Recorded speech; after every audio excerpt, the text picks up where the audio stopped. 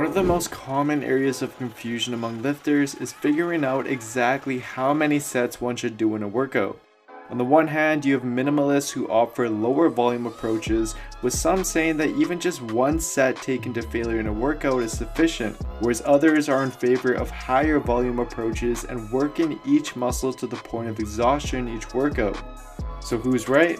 Well, in this video we'll figure out just that by using current scientific evidence to determine exactly how many sets per workout you should be doing to maximize growth.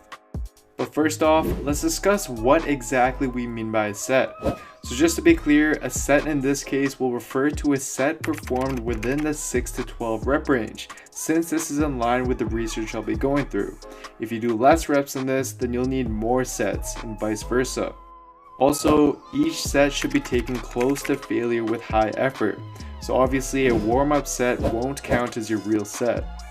So with that being said, let's find out exactly how many sets per workout is optimal.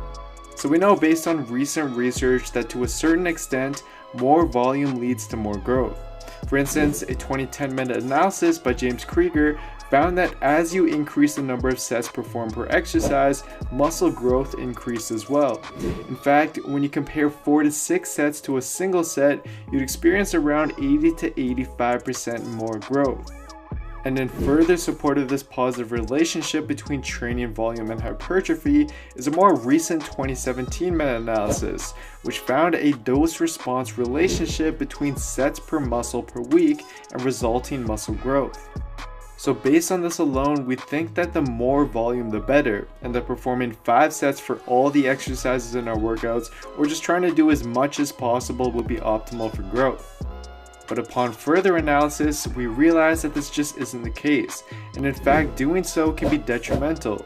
This is because there actually seems to be an upper limit of sets per muscle group that you can do in a single workout before it starts to do more harm than good.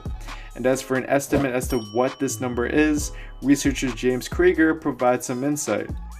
What he did is he took a deeper look into the previous meta-analysis I mentioned and found that limit to be roughly 10 sets per muscle group.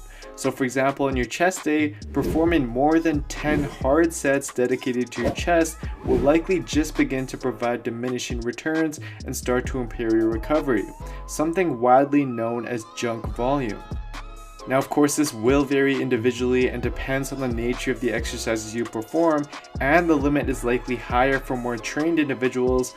Nonetheless, it still is a good rough estimate that's in line with past research on the topic. So what exactly does this mean for you and how you should structure your training? Well, it just means that you need to use the right training frequency and spread out your sets accordingly, as this is going to enable you to avoid doing too much in one workout and helps to minimize any excess junk volume. To clear up any confusion, let's use a step-by-step example that you can follow. So we know based on the 2017 meta-analysis mentioned earlier that roughly 10 to 20 sets per muscle per week is a sweet spot for maximizing growth, with beginners being at the lower end of this range and more experienced lifters being at the higher end of this range. So let's say you're a fairly experienced lifter requiring 16 sets per muscle per week, and we'll use chest as an example. Rather than using a bro split and hammering all of the 16 sets into one chest day, it would instead be best to split the required number of chest sets into at least 2 days per week to be trained with other muscle groups, by for example using something like an upper-lower split. This way you can perform these sets with better quality, you'll remain under the estimated 10 set per session threshold, and you'll now be training each muscle at the optimal training frequency of 2 times per week, all leading to better gains and more efficient recovery in the long run. In fact, a study by Begrado and colleagues compared this exact idea.